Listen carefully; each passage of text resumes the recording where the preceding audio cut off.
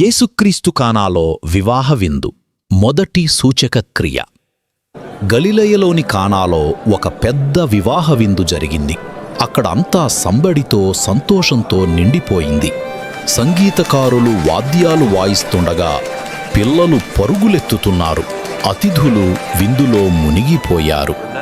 యేసు తన శిష్యులతో కలిసి అక్కడ కూర్చున్నారు. ఉన్నట్టుండి యేసు తల్లి మరియా నిరాశ చెందిన సేవకులు గుసగుసలాడుకోవడం గమనించింది.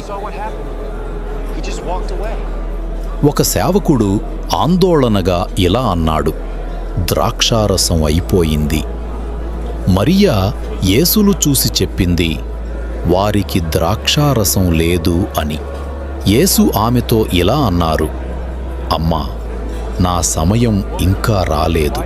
ఈ విషయంలో నాతో నీకేమి పని?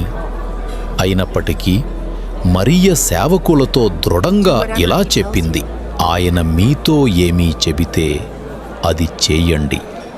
అంతట యేసు లేచి, అక్కడ 6 రాతి జాడీలు ఖాళీగా ఉన్నాయి. యేసు సేవకులకు పిలిచి, ఈ జాడీలను నీటితో నింపండి అని చెప్తాడు. సేవకులు ఆయన ఆజ్ఞను పాటించారు. అప్పుడు యేసు విందుల అధిపతిని చూపిస్తూ ఇలా అన్నారు, ఇప్పుడు ఈ నీటిని తోడి విందుల అధిపతి దగ్గరకు తీసుకువెళ్ళండి. ఆ నీరు ద్రాక్షారసంగా మారి ఎర్రగా మెరిసింది. చూసిన వారంతా ఆశ్చర్యంతో నిశ్శబ్దంగా నిలబడ్డారు.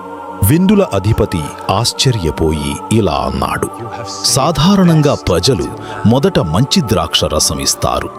అతిథులు తగినంత తాగాక తక్కువ నాణ్యత గల ద్రాక్షరసం ఇస్తారు. కానీ మీరు ఉత్తమమైన ద్రాక్షరసాన్ని ఎప్పటి వరకు ఉంచారు? యేసు గలిలయలోని కానాలో చేసిన ఈ కార్యమే ఆయన చేసిన మొదటి సూచక క్రియ.